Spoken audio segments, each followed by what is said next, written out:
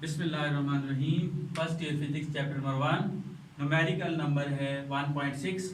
अब हमने इसके अंदर क्या फाइंड आउट करना है, what are the dimensions and unit of G in the formula. आपने यूनिट जी की और उसकी डायमेंशन फाइंड आउट करनी है in the formula F is equal to G M M over R square. तो अब आपको फार्मूला दिया हुआ है F is equal to G M M over R square, और इसके अंदर आपने वैल्यू ऑफ जी जो ग्रेविटेशनल कांस्टेंट है उसकी यूनिट भी फाइंड आउट करनी है और उसके डायमेंशन भी फाइंड आउट करनी है। तो अगर आपने वैल्यू ऑफ जी का यूनिट और उसके निकालना है तो सबसे पहले हमें उसको अलहदा करना पड़ेगा। तो अब अगर जी की वैल्यू फाइंड आउट करनी है तो ये उधर जाके मल्टीप्लाई, तो F R square over capital M into M. तो अब अगर इसको देखा जाए तो S I unit of G, तो अब ये क्या हो गई, अब फोर्स की यूनिट होती है न्यूटन, ऐसा यूनिट आर डिस्टेंस है तो उसके मीटर, और आर स्क्वायर है तो metre square, kilogram into kilogram. तो अब अगर इसकी ऐसे यूनिट की बात करें तो newton metre square, kilogram into kilogram kilogram square, तो ये के जी माइनस 2 हो जाएगी। इसी तरीके से डायमेंशंस ऑफ जी, अब आपने डायमेंशन अगर फाइंड आउट करनी है कैपिटल जी की तो उसके लिए फोर्स की डायमेंशन क्या होती है, M L T minus 2 metre. R होता है मीटर, तो उसकी लेंथ है तो मीटर स्क्वायर है तो length square divided by M, एक किलोग्राम के लिए एम और दूसरे एम के लिए एम। तो अब एम एम से कैंसिल, तो इससे आपको क्या मिला, ये एम ऊपर चला जाएगा तो एम माइनस 1, एल स्क्वायर है और ये एल है तो एल क्यूब टी माइनस 2। तो ये डायमेंशन आपकी निकल आई वैल्यू ऑफ जी की। तो जी की डायमेंशन क्या निकली, m माइनस 1 एल क्यूब और T minus 2।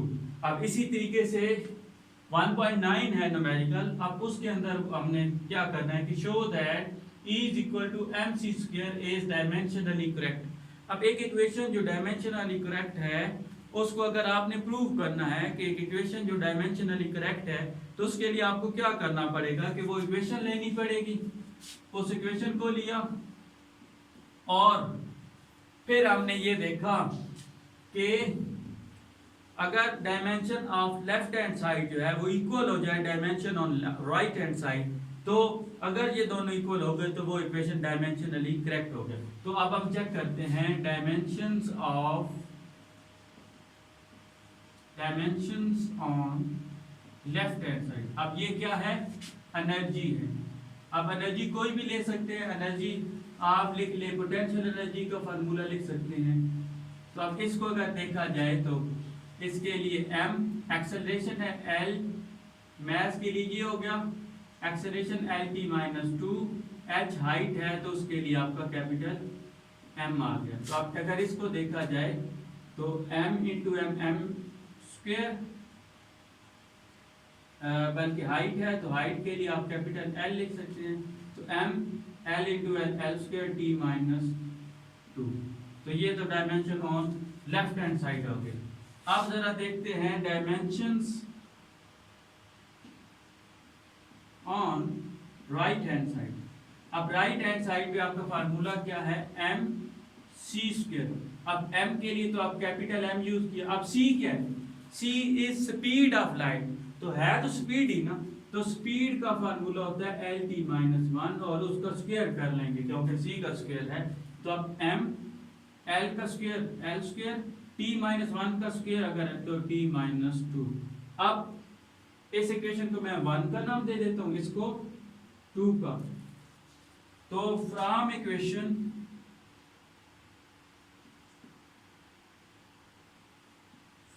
Equation 1 and 2, dimensions on left hand side is equal to dimensions on right hand side, hence E is equal to mc square is dimensionally correct। तो अब क्योंकि left hand side की dimension equal होगी right hand side की dimension की, तो ये equation dimensionally correct होगी। तो आज के लिए इतना ही, नेक्स्ट लेक्चर में जल्दी हाजिर होंगे, तब तक के लिए अल्लाह हाफिज़।